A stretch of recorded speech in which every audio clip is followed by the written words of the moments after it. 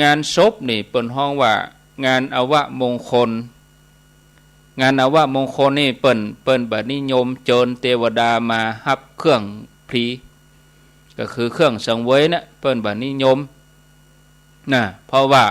มันเป็นอสุภะเป็นของเน่าของเหม็นเป็นที่รังเกียจแม้คนบางคนก็ยังบัดนิยมกินข้าวงานศพนะคนที่เปิ้นเป็นป่อเจ้าเนี่ยคนทรงเจ้าเนี่ยเปิ้นเป็นเจ้านายคนถือของคนถือคาถาอาคมนี่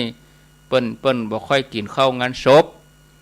แล้วเฮาจะไปเจิญเทวดามาอย่างขนาดคนก็ยังบ่ค่อยกินฉะนั้นเจ้าทั้งสี่นี่เปิ้นเป็นเทวดาเปิ้นก็บ่มารับเครื่องสังเวยในงานศพแต่ในกรรมเวรตาลของล้านนามีการปกเป่าจนเทวดาอนุโมทนาบุญในการตานนั่นเหมือนกันบอกว่าจะเป็นงานศพงานอย่างก็ตามเทวดาตั้นจะมาหรือบ่มาก็ครูบาอาจารย์เปิ้นก็บอกบอกกล่าวเทวดาเนี่ยเปิ้นอยู่ทิพย์วิมานใดก็ตามที่เฮาเป่าประกาศก็เฮาเปิ้นรับรู้นะตั้นอยู่ที่อยู่ของตั้นก็สามารถอนุโมทนาได้ในกรรมเวรตาลของปู่จานมัคคณายกเวรตาลเปิ้นก็มีโยเปิ้นก็กล่าวไว้จุงไขประตูทิพย์ทวารายไหยะเยาะย่องเปิ้นมีอนุโมทนายินดีซึ่งวาระขีญาตานแห่งเจ้าเก้ามุนทัตถายะอันเนี้ยเปิ้นอันกรรมเวรตาลเปิ้นมีซึ่งก็พิจารณาพอจากข้อความแต่ละบรรทัดนี่เฮาก็จะหันว่าเทวดาบ่ได้มาสู่สถานที่นั้นเพียงแต่ไขประตูจุงไขประตูติบทวาลาไหยะย่องคือประตูทวารน่ะแล้วก็เยาะย่องคือสงบเยาะย่องสงบแล้วก็ปนมมืออนุโมทนาขับไว้ก็คือว่าเปิดประตูมายื้อซองพอเนี่ยค่ะเขาเนี่ยหยังกันเนี่ยค่ะยื้อซองแล้วโอ้สาธุยินดีปนมมือเนี่ยค่ะกับบุญที่เฮาทำบ่เหมือนการเคลื่อนเต้าทั้งสี่คือการเจิญเปิ้นมารับเครื่องสังเวยที่เฮาจัดตั้งไว้สถานที่นั้นถ้างานอื่นตั้นมารับแต่งานศพตั้นคงบ่มาเพราะว่ากินมนุษย์นี่มันเหม็นเนาะไปปอกับศพนี่เป็นอสุภะเปิ้นทนกินมนุษย์ได้เปิ้นมาเพียงแต่อนุโมทนาเป็นจะได้บางที่มีการตานเจดีย์ทรายให้คนตายบางที่ก็มีบางที่ก็บ่มีก็บ่เป็นมาตรฐานอย่างที่อาตมาว่านะอยู่บ้านใดก็เอาไฟบ้านนั้นเฮาเป็นคนเชียงใหม่เฮาไปอยู่ลำปางถ้าเปิ้นเนี่ยอย่างอันเฮาก็ทำตามนั้นเฮาเป็นคนลำปางเฮามาอยู่เชียงใหม่เฮาก็ทำตามเปิ้นเฮาจะไปว่าโอ้บ้านตู่มีบ้านข้ามีอีบ้านข้าเปิ้นเหมือนอย่างอีมันถูกก็อยู่บ้านใดก็เอาไฟบ้านนั้นเปิ้นทำอย่างใดเฮาก็ทำตามนั้นนะบ่ดีเอาจะฮีตประเพณีมาข่มกันมาเต็กกันเด้อเนี่ยอย่างบางที่เปิ้นตานเจดีย์ทรายเนาะการตานเจดีย์ทรายคือการตานทรายที่เป็นรูปเจดีย์แล้วก็มีจ่อคือตุงจ่อสามเหลี่ยมเป็นแผ่นกระดาษที่เปิ้นเอามาตัดเนาะแล้วก็มีสีต่างๆเอาปักบนเจดีย์ทรายก็มีธูปมีเทียนดอกไม้มีขันเข้านะมีสำหรับอาหารแล้วก็นิมนต์พระมา4 ตนถวายทานการตานเจดีย์ทรายนั่นเนี่ยญาติโยมเปิ้นก็ว่ามีอานิสงส์เพราะว่าเจดีย์ถือว่าเป็นสัญลักษณ์ในพระพุทธศาสนามีคำกล่าวไว้ในอานิสงส์ตานเจดีย์ทรายที่ปอดใจตุกตะนี่หันทรายที่ฝั่งน้ำข้างแม่น้ ก็มากอบทำเป็น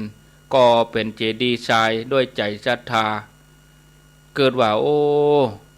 การตานเจดีย์ทรายนี่จะต้องมีตุงปักในเจดีย์นี่ตัวแต่เฮามีตุงเพราะว่าเฮาตุกเงินเฮาจะไปซื้ออย่างมาประดับตกแต่งเฮาก็บ่มีเฮายากจนก็มีเสื้อเก่าอยู่หั่นน่ะก็เลยสีกเสื้อตัวเก่านี่นะมัดติดกับกิ่งไม้เอาไปปักที่เจดีย์ทรายกล่าวกรรมอธิษฐานขอสำเร็จตามกรรมปรารถนาได้เป็นพระเจ้าองค์หนึ่งกำเตอะนี่ด้วยอานิสงส์นี่นะปอใจตุกตะเนี่ยญาติโยมคนก็เลยนิยมก่อเจดีย์ทรายตานถือว่าสำเร็จตันใจเปิ้นว่าเจดีย์ทรายที่คนก่อขึ้นมาอธิษฐานเนี่ยหรือว่าพระได้มาสวดสมโภชเพื่อเป็นเจดีย์ทรายก็เจดีย์นี้ก็อยู่ได้สัก3 วัน 5 วันนะถ้ามีคนมีไผ่กราบไหว้บูชาช่วงเวลานั้นก็จะได้อานิสงส์นะแต่ถ้าเราไปทุบไปทำลายเขาก็เป็นบาปนะญาติโยมเด้อนี่ญาติโยมทั้งหลายแล้วก็แถมอันหนึ่งเวลาคนตายโหงตายบดีนะจะมีการตานตุงฮื้อเพราะอย่าง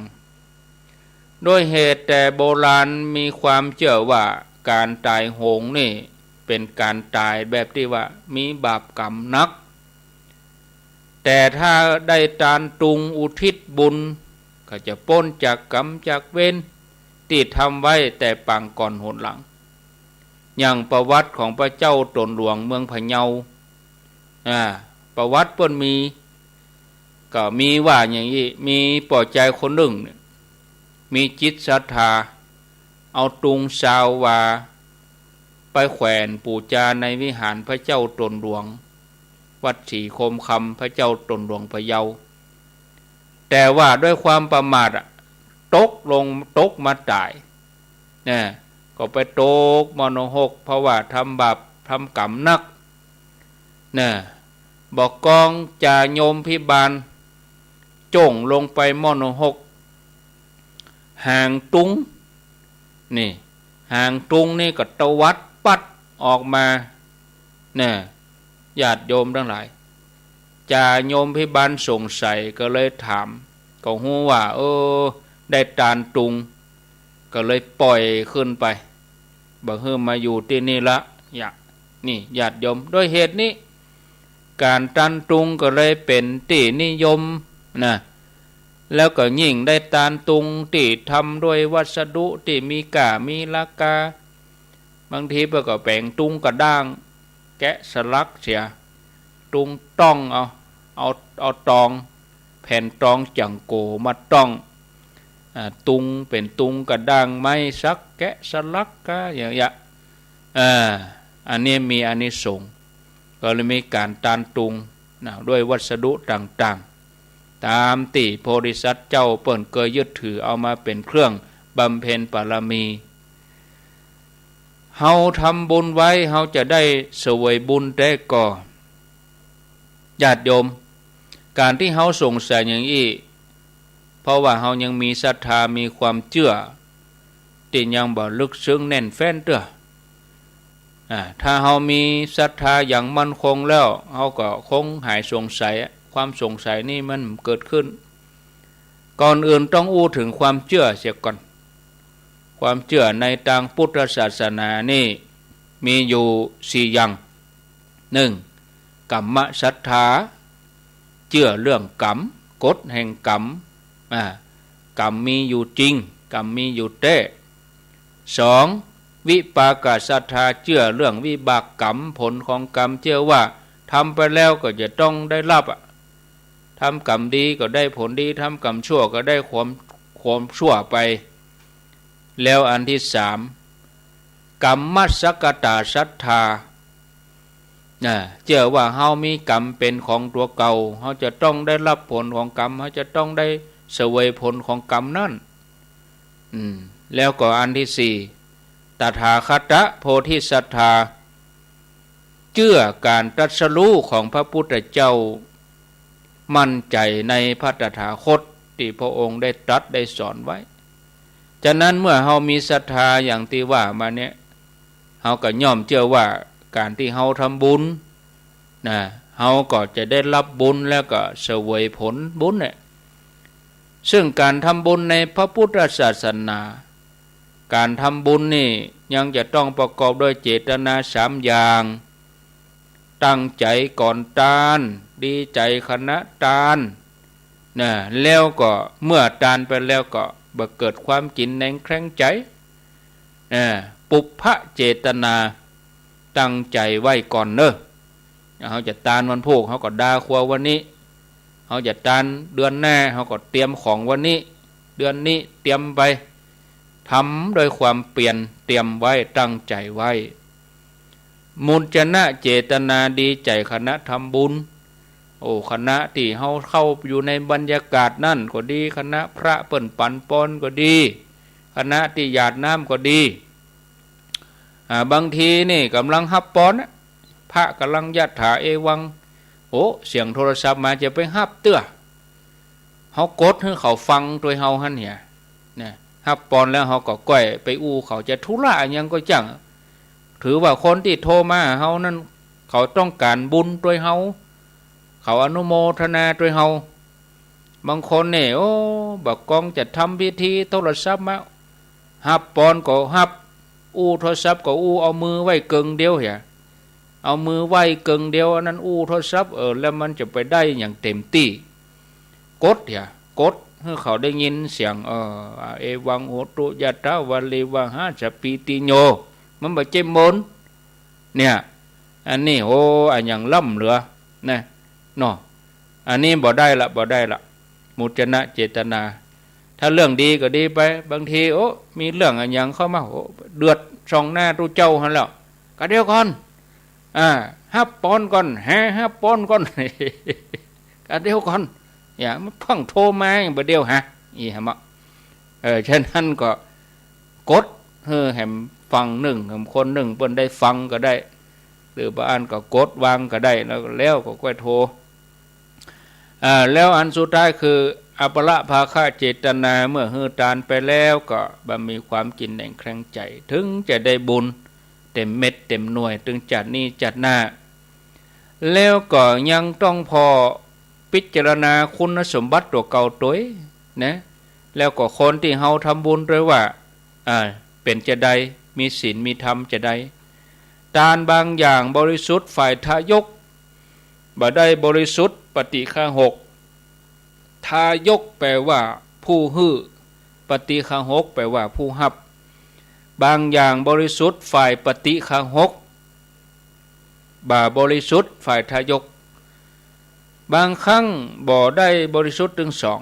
เนี่ยผลที่ออกมาก็พร่องแล้วก็มีความบ่สมบูรณ์โดยเหตุนี้ญาติโยมการทำบุญจะให้ได้บุญตามปรารถนาก็จะต้องถึงพร้อมโดยหลายๆอย่าง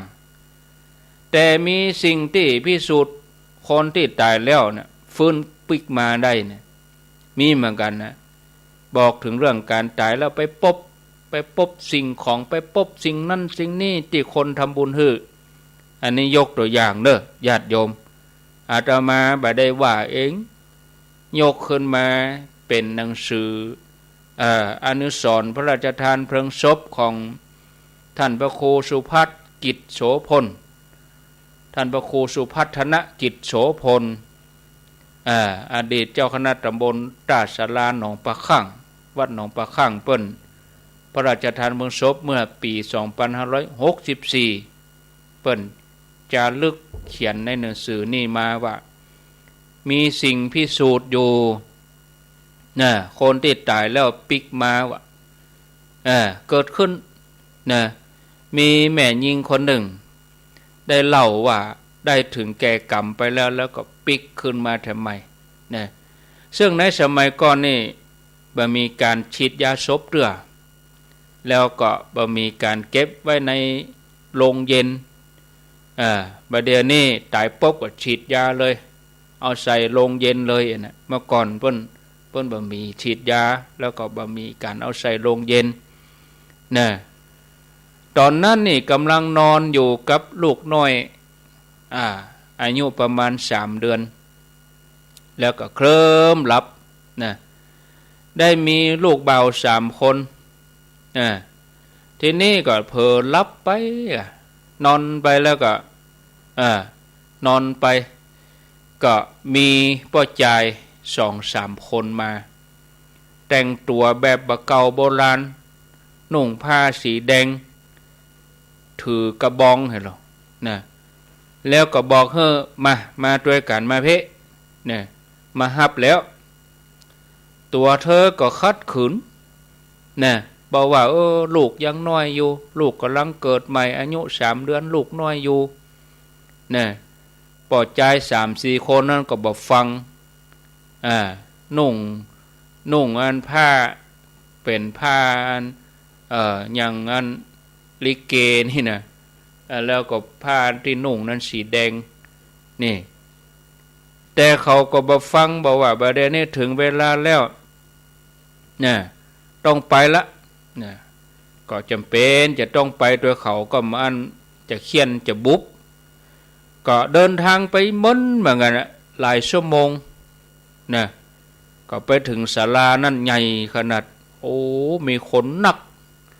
พ่องก็เตียวพ่องก็นั่งพ่องก็ยืนนู่นศาลานั่นนะเป็นที่เก็บของก็มีของกินของใจเครื่องอุปโภคบริโภคเสื้อผ้าต่างๆมากมายนับบ่ถ้วนมีชื่อติดไว้นะชื่อของไผเป็นน้องไผอย่างกะ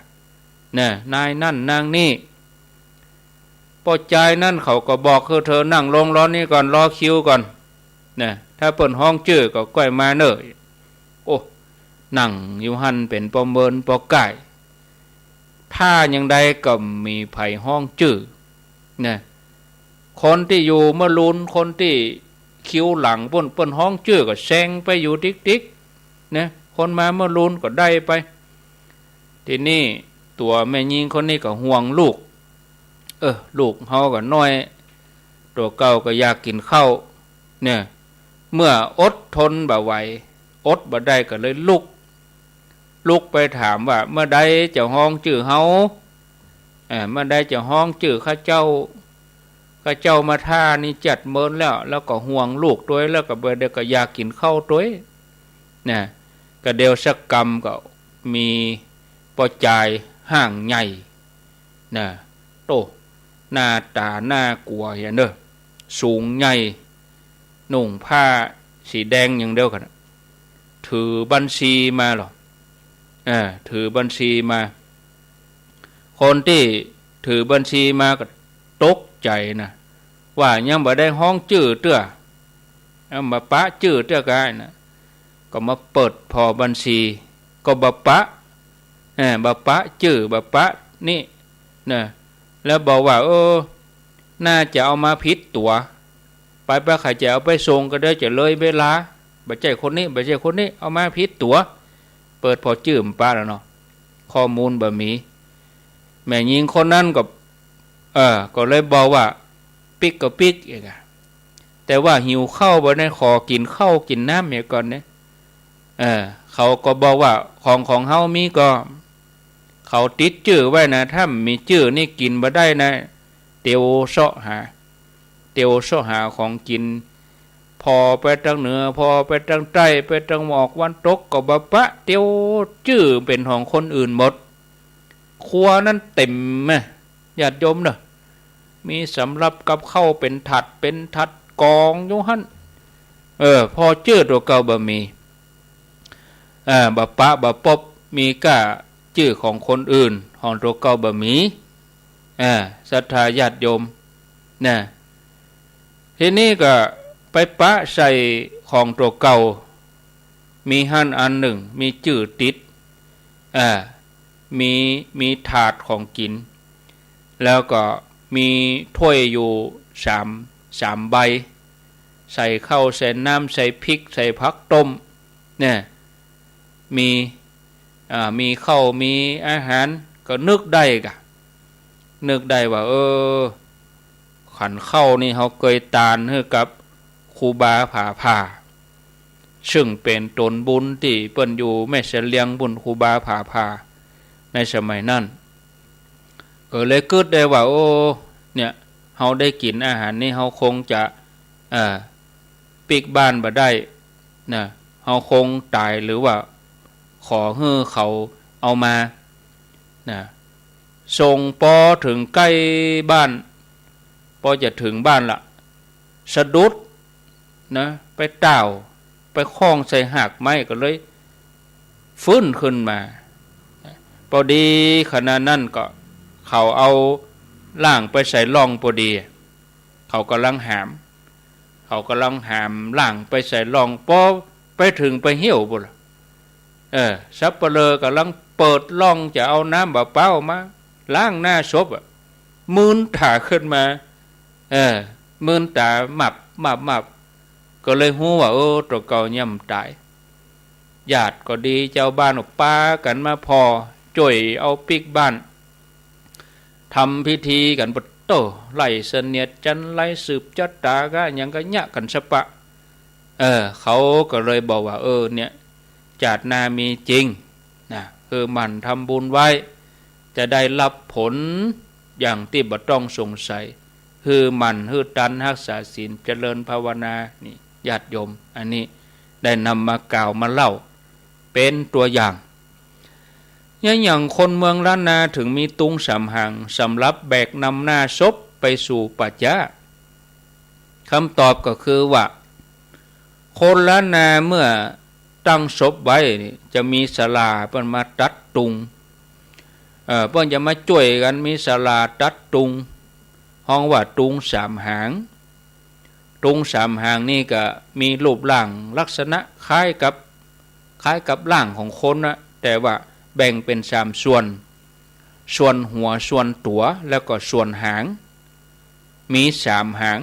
เปิ้นก็เลยห้องว่าตุง3หางแต่เดิมนี่ก็บ่มีการประดับตกแต่งให้มันงามบ่มีการเอากระดาษอย่างมาติดเล่มมิบมามับนะแต่ว่ามันก็เป็นพื้น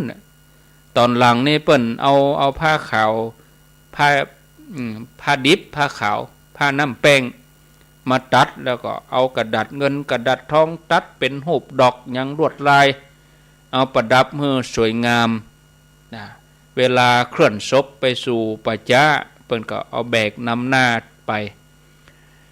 ปริศนาตุงสามหางคือบอกคือฮู้ว่าต่างที่จะไปของสัตว์โลกทั้งหลายเนี่ยแบ่งเป็น3ส่วนคำว่าสัตว์โลกก็คือมนุษย์แล้วนะสัตว์โลกย่อมเป็นไปตามกรรมไป3ส่วนนะต่างไปสู่ตังต่ำเปิ้นห้องว่าอบายภูมินะต่างไปสู่ตังกลางเปิ้นห้องว่ามนุษย์ภูมิแล้วก็ต่างไปสู่ที่สูงนั่นก็คือสุคติภูมิไปสู่3ที่หรือบางอันก็เอาทำหมวดใดเข้าใส่ก็ได้ตุงสามหางนี้เอาก็อย่าเอาอันนี้จังทุกขังอนัตตาก็ได้หรือบางอันนี้ก็แถมความหมายหนึ่งนำมาเคยฟังหลวงพ่อพระครูสุนทรธรรมานุโยกเจ้าคณะอำเภอดอยหล่อตอนนั้นนี่หลวงพ่อเพิ่นได้บรรยายเรื่องตุงนี่นะญาติโยมนะตุงสามหางนี่เปิ้นว่าเปิ้นเอาไว้เวลาคนใกล้จะตายเนี่ยเปิ้นตัดไว้แล้วตัดไว้หั่นแล้วก็เวลาคนตายมันกระวนกระวายมันมีที่ยึดเหนี่ยวจิตใจกับพญาติก็มาเบียดเบียนคุยทำให้เกิดความเจ็บปวดเนาะจิตใจบัดตั้งมั่นเพื่อก็จะเอาตุงสามหางนี่มาให้พอกำหางตุงว่าอันนี้พระพุทธเนออันนี้พระธรรมเนออันนี้พระสงฆ์เนออย่างเงี้ยนึกถึงกูลแก้วทั้ง3นี่อันนี้แถมความหมายหนึ่งแต่ปริศนาที่อาตมาจะมานำเสนอนี่คือว่าเนี่ยเมื่อเราจากโลกนี้ไปเนี่ยจะมีที่ไปอยู่3ทาง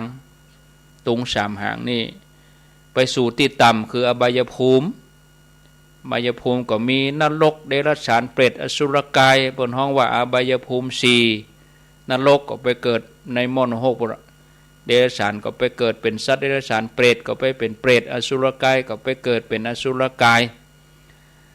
แล้วก็ภูมิตั้งกลางก็คือมนุษย์เขาเนี่ยแบ่งตามเพศ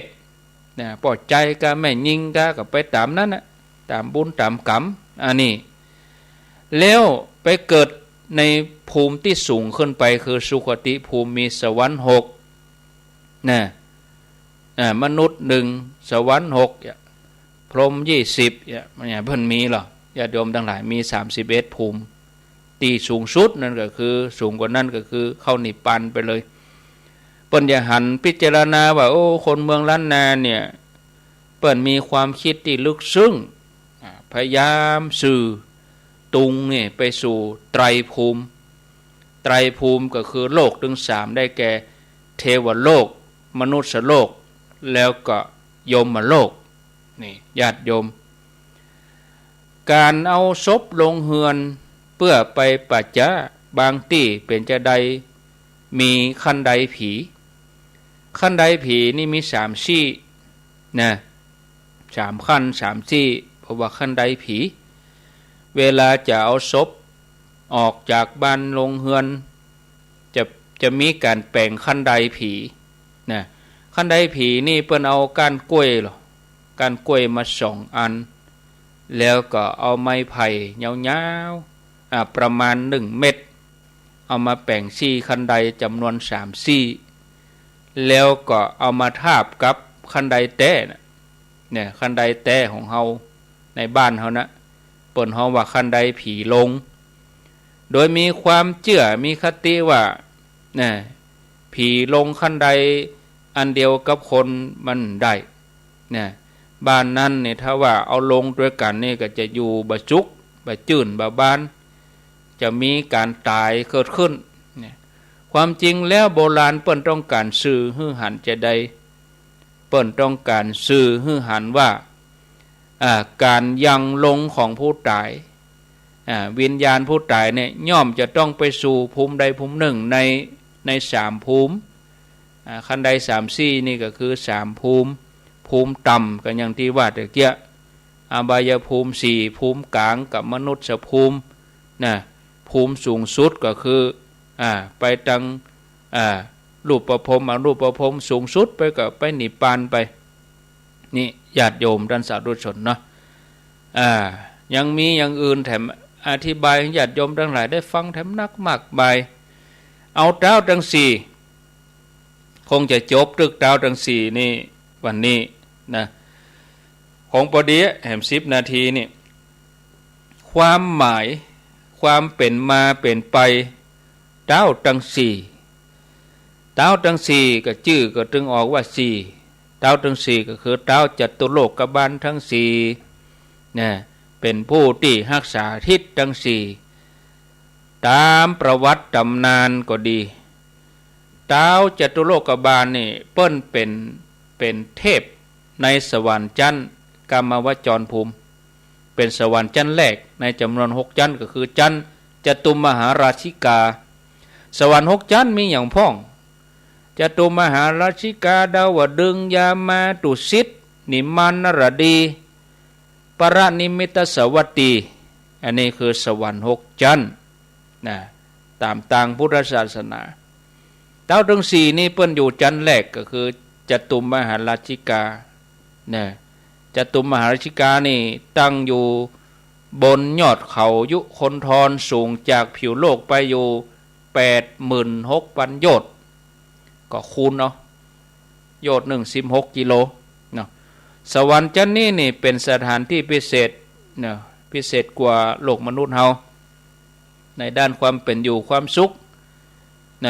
กามาวจรเทพชั้นนี้ห้องรวมกันว่าจตุมหาราชิกาในสวรรค์ชั้นนี้ก็แบ่งออกเป็น4 ส่วนมีมหาราชรักษาอยู่4 องค์ท้าวทัตตลัทธะท้าววิรุฬหกท้าวเวสสุวรรณท้าววิรูปักษ์บัดเดี๋ยวนี้เฮาได้ยินท้าวเวสสุวรรณเนี่ย ก็เป็นหนึ่งในจำนวนเจ้าทั้งสี่ประเด็นนี้พากันเอาเจ้าเวสสุวรรณมานักเอาเปิ่นมันลงมานักที่ไหนก็มีหมดที่ไหนก็มีเจ้าเวสสุวรรณเห็นหมดเปิ้นมีสี่ตนย่ำเอาเปิ้นมาถึงสี่ไปเอามาอย่างเหียตนเดียวทัทลัทธวิรุหกเวสสุวรรณวิรุปักษ์แล้วก็มีพระอินทร์เป็นพญาอยู่บนเปิ้นห้องว่าราชาธิปดีเจ้าจตุโลกบาลทั้งสี่นี่เปิ้นก็มีหน้าที่ที่เกี่ยวข้องกับมนุษย์นะญาติโยมเสนาหรือว่าบริวารของเปิ้นนี่ก็สนองเทวองค์การรักษาความสงบเรียบร้อยของโลกมนุษย์เทวโลกเพื่อจะพดุงให้เราคนก็ดีเทวดาก็ดีได้อยู่ดีสบายนะแต่ถ้าว่าทำผิดพลาดอะไรอย่างไปก็พวกก็มีการพิจารณาลงโทษเหมือนกันนะในวันคืนหรือวันแฮม8 ค่ำเหล่าบรรดาเสนาของเจ้ามหาราชนี่เปิ้นก็สำรวจสำรวจว่ามีไผอยู่ในศีลในธรรมไผเคารพพ่อแม่พ่องไผเคารพสมณะจีพามผู้เฒ่าผู้แก่ประพฤติปฏิบัติไปวัดไปวาทำกิจอันใดเปิ้นจะตรวจนะฉะนั้นในการบำเพ็ญบุญกุศลคุณงามความดีเปิ้นก็เลยมีการเส้นสวงอัญเชิญเฮือเต้าทั้งสี่เนี่ยมารับรู้คุ้มครองป้องกันเคหสถานบ้านเฮือนใหม่หรือในขวบปีหนึ่งเปิ้นก็มีการขึ้นเต้าทั้งสี่วันพญาวันปากปีกะในวันแฮม15 ค่ำนี่นะจตุรราชาธิบดีเปิ้นก็เสด็จมาเองเลยพญาอินทร์นี่ดาวถึงสี่ญาติโยมทั้งหลายยังเคยถวายอารักขาพุทธเจ้าแล้วก็พุทธสาวกช่วยกำจุนพุทธศาสนาแล้วก็มีปรากฏบ่ได้มาบ่ได้ปรากฏมาในครั้งหนึ่งมีปกกาวานิช2 พี่น้องปกกาวานิช2 พี่น้องนี่ชื่อว่าจัปุสะแล้วก็พันลิกะถึง2นี่ได้ถวายเข้าสัตตุกรสัตตุผงกันเนี่ยก็ยังสงสัยอยู่ว่าเข้าสัตตุกรสัตตุผงนี่เป็นจะได้แกเดียวป้อนานป้อน้อยฟังอยู่ก็ลองโทรมาแลกเปลี่ยนมาเนอะนะปกกา2 คนนี่ถวายเข้าสัตตุกรสัตตุผงเนี่ยมันเป็นได้เข้าสัตตุกรสัตตุผงนะญาติโยมเนอะตะปุสสะกับภลิกะพระองค์ก็ทรงปริวิตกว่าจะฮับกากำฮับกาเนาะพระองค์จะรับโดยพระหัตถ์ก็จะเป็นการบ่เหมาะสมเมื่อเท้าจตุโลกบาลทราบความในความพระทัยก็เท้าจตุโลกบาลนี่ก็ถวายบาทแก้วมรกตนะเมื่อฮับแล้วก็ทรงอธิษฐานให้บาทแก้วเนี่ยรวมกันเป็นใบเดียว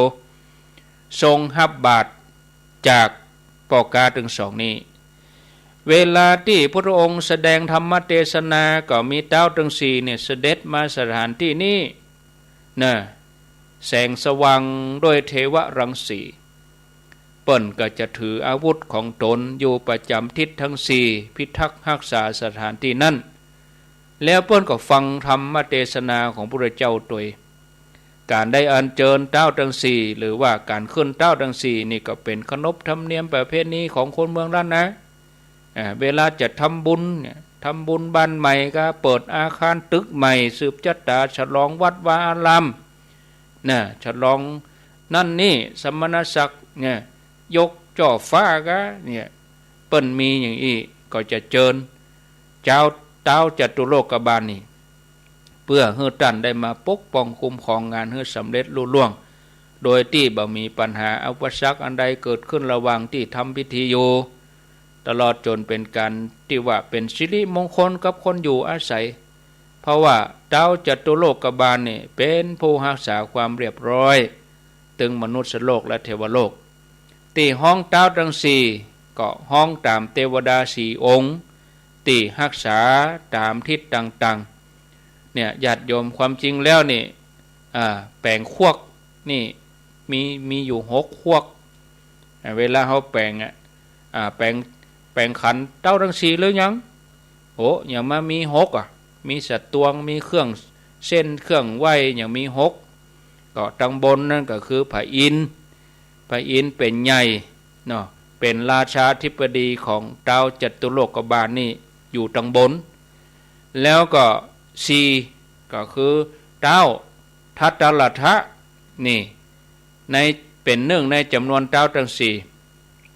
อันนี้เปิ้นเป็นหัวหน้าคนทันเป็นใหญ่แก่คนทันมีหน้าที่ดูแลทิศบุรพานี่ทิศบุรพาก็คือทิศตะวันออกนะแล้วก็เท้าวิรุณหกเป็นสองเนี่ยอันนี้เป็นใหญ่แก่หมู่กลุ่มพันมีกลุ่มพันเป็นบริวารมีหน้าที่ดูแลทิศทักษิณก็คือทิศใต้แล้วก็อันที่สี่เท้าวิรูปักษ์นี่ก็คือมีหมู่นาควิรูปักษ์เคหิเมเบ็ดตังเนี่ยนะคาถากันงูวิรูปักษ์เคหิเมเบ็ดตังอิละปะเทหิเมอันนี้เป็นใหญ่แก่หมู่นาคดูแลทิศปัจจิมก็ทิศตะวันออกตะวันตกขอโทษทิศตะวันตกแล้วก็สตวงอันที่ห้านี่เวชสุวรรณนี่กุเวนคือเจ้าเวชสุวรรณคือกุเวนนะเป็นใหญ่แก่กุเวนเวชสุวรรณนี่นะก็ยักษ์นะญาติโยมทั้งหลายเนอะเป็นใหญ่แก่หมู่ยักษ์มียักษ์เป็นบริวารรักษาทิศอุดรก็คือทิศเหนือแล้วเอาตำลุ่มเนาะสตวงตำลุ่มก็คือแม่ธรณีรักษาแผ่นดินศรัทธาญาติโยมป้อนนานป้อนน้อยเขานี่เปิ้นตึงหู้โหเครื่องสักการะนี่ก็มีอาหารข้าวหวานผลไม้นะจัดใส่ภาชนะ6 อันภาษาเมืองล้านนาเฮาว่าสตวงแป่งเอากล้วยเอากาบกล้วยมาแป่งเป็นควักเป็นสตวงเอาใบตองห้องเหียเนี่ยเราปักธงปักจ่อปักธงสีต่างๆตามทิศเนี่ยอย่างตามทิศเนี่ยก็คือว่าพญาอินทร์นี่ตังบนนี่ปักจ่อสีดำใต้ก็สีเหลืองเหนือดำใต้เหลืองออกขาวตกแดงเนี่ยพระอินทร์นี่เปิ้นเป็นสีเขียวจะใส่ชัดตัวถ้าตังบนนี่เป็นพระอินทร์เปิ้นจะมีชัดตัวแล้วแม่ธรณีนี่สีขาวตังเหนือเอาไว้ตังเหนือนั้นสีดำเนอะเอาไปตังใต้นั้นสีเหลืองเนอะเอาไปตังวันออกนี่สีขาวตังวันตกสีแดงแล้วเอายองตังบนนั่นเป็นสีเขียวเป็นสีเขียวแล้วก็เอาวางตังลุ่มนี่เป็นสีขาวคือแม่ธรณีที่เขาไปไหว้เอาไปไหว้ไปเลยอันใดเป็นอันใดมโหสียังเป็นสียังบุหุนะเอาแล้วก็วันศุกร์หน้าจะมาอู้เรื่องจัตตาแล้วครัวจัตตาเครื่องใจสืบจัตตามีความหมายจะได้ไม่กำขั้นใด7 ขั้นกระดาษหม้อน้ำอย่างมูนี้นะก็เดี๋ยวมาอู้มาจากันในเครื่องสืบจัตตาก็คงจะเอาไว้วันศุกร์หน้าปุ่นก่อนเนอะญาติโยมเนาะอ้าวพอเวลาแล้วก็เวลาก็ค่ำมาติ๊กแล้วก็เวลาก็ใกล้จะหมดแล้ว4:16:47 นาที4:47 นาทีบางท่านก็เกียมรอรับลูกหลานจะเลิกโรงเรียนบางท่านก็ก็เดี๋ยวฟังตุจบแล้วฟังท่านอาจารย์พระครูจบแล้วก็จะไปกาดก่อนนี่บางท่านนี่ไปกาดมาแล้วเกียมกับข้าวกับปลาทำกับข้าวจะได้อาบน้ำอาบยังเนาะกินข้าวกินน้ำเรียบร้อยแล้วก็บึดเมื่อคืน20 ทุ่มวันนี้ก็ฟังหลวงพ่อพระครูสุจิตานุรักษ์หลวงพ่อเจ้าคณะอำเภอฝาง ในสถานีเครือข่ายขึ้นสีขาวเนอะติดตามมาฟังกัน2 ทุ่มถึงเวลา4 ทุ่มนะเอาละญาติโยมพอสมควรแก่เวลาใครจะโทรมาแจ้งผลการรับฟังอู้จาสนทนาก็ขอเจริญปอนได้ที่เบอร์0998366322 อาตมา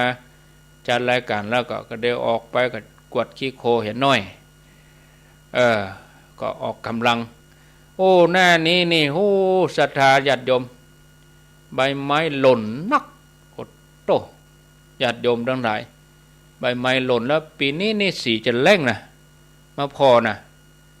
พอจะแรงข่าวก็ว่าจะมีฝนกลางเดือนกุมภานี่จะมีฝนตกมาก็ดีนะแต่ว่ามีลมอยู่นะถ้ามีลมนี่โอ้เนาะควันมันจะหนักยังมีลมอยู่ลมขึ้นเหนือลมขึ้นเหนือเนอะลมแรงนี่เจริญพรไว้สาท่านพ่อครูอ้าวป่อบุญธรรมกะฟังอยู่เนาะวันนี้ก็ดูในความรู้หลายอย่างกันพ่อครูท่านพ่อครูว่าเขาจะตุกรจะตุกงนี่ก็ยังบอกก็ได้ยินตัวนั้นแต่ถ้าเป็นเด่นเนาะจะตุกากับพันลิกะนี่ก็ได้ยินแล้วเขาก็บอกความหมายเนาะท่านเนาะนั่นกันก็ใครหูจะตัวใดจะให้หูกันนะแต่ก็หูจื่อนะกันแล้วก็จะตุกรจะตุกงนั่นก็เขาอย่างนี้ผมหูเดี๋ยวเอาไปถามครูบาอาจารย์เนอะเป็นเกียนกันเนาะท่านพ่อครูเนาะเป็นโปรก้านี่จมปลอกก็ได้เขียนในหูเหมือนกันตอนจะท่าเป็นเนาะนะครับท่านพระครูวันนี้ก็มันจริงที่เขาบอกเขาก็ได้หูแต่เข้าใจได้นะครับแต่จมปลอกก็มาคล้องใจในคำว่านะครับในการต้านกันเข้าเนี่ยเนาะแต่เมื่อต้านกันเข้าเนี่ยบางทีกับเป็นเข้าภาษาเอาภาษากะเนาะเป็นการต้านกันเข้าว่าบางทีเจ้าก็เอาตามนี้เกิดถึงเอามาได้ที่เขาก็เขียนจื่อเขียนอย่างก็คือเป็นเลยครับตายบอกถึงแม่ถึงพี่น้องที่ตายเนาะนะครับแต่ถ้าสมมติยังพักมาเป็นทับบาทหน้าบ้านเลยเนาะนะครับเอาก็ใส่บาทถึงวันอยู่ปอกก็เป็นข้าวมาเป็นทับบาทจะปอกใส่บาทถึงวันกันเลยนะครับผู้เจ้าเนาะแต่ถ้าสมมติเขาแต่ผ่านเนี่ยก็สมมติคนเขาก็ได้เหมือนกับมันปั่นป้อนครับเหมือนกับเข้าภาษาอวตารเนาะเป็นกับปัญญาถาสักปีเสร็จก็จบนะครับถ้าสมมติยังเขาเนี่ยเขาจะอัตราครับซ่อนเสื้อผ้าปั่นป้อนเนี่ยเขาอธิษฐานว่าส่วนบุญที่เขาตามเป็นเข้าวัดผมเนี่ยจะไปหาถึงพ่อถึงแม่ที่เขาเป็นหลงรับไปเราพี่น้องที่ตายเดินหลงรับไปเนี่ยมันจะได้บุญก่อนแล้วมันจะต่างกันถึงว่าคนไม่ต่างเข้ากับเข้าวัฏโอกตาหรือว่าเทียนที่2 ปีก็ครับครับเป็นปลอกแบบนี้เนาะแต่ข้อ2นะครับยังปลอมเป็นคำถามตรงนี้คำว่าจิตกับใจเนี่ยเป็นคำวันเดียวกันก็ครับเนาะหนึ่งว่าใจเป็นคำหนึ่งเนาะแล้วก็จิตเป็นคำหนึ่งนะครับนี่ยังบอกเพราะว่าใครเข้าใจตัวนี้เนาะราคาจิตใจอย่างนั้นเนาะนะครับโอ้ครับเนาะแต่ถ้าว่าท่านก็ต้องเข้าใจแล้วขอท่านพระครูอธิบายให้ด้วยนะครับเนาะ2 คำแทนนะครับเนอ2 คำถามนะครับเนาะสาธุเนาะถ้าเวลาปอนะพอเวลาเหลือแถม8 นาทีก็ได้อยู่ที่เจตนาเขาเนอะปอบุญธรรมอธิษฐานเอาเลยบางทีเวลาเขาใส่บาตรก็มันลำบากกับเรื่องเวลาเรื่องสถานที่ถ้าเขาไปอยู่มันเกิดอยู่ที่ความแล้วใจถ้าเขาตั้งเจตนาดีก็เป็นบุญกับเขาแต่เวลาปอจะได้เหมือนกันถ้ามีเวลานักก็ได้อธิบายยาวแหมหน่อยเดี๋ยวรับแถมสัก2-3 ท่านแล้วก็ก้อยยกหูเจริญพรตอนนี้ถึงแม่กับจากที่ไหนโฮลี่ฮอดโฮลี่เจ้าเอาของมาส่งเขาดูมาส่งเจ้านั่น จัดรายการอยู่ออกวิทยุวับเอาของมาส่งเปิดเอาของมาส่งเดี๋ยวก่อนกะบอกว่า5 โมงเดี๋ยวเอาสายใหม่ ยุ่งกันได้เจริญพร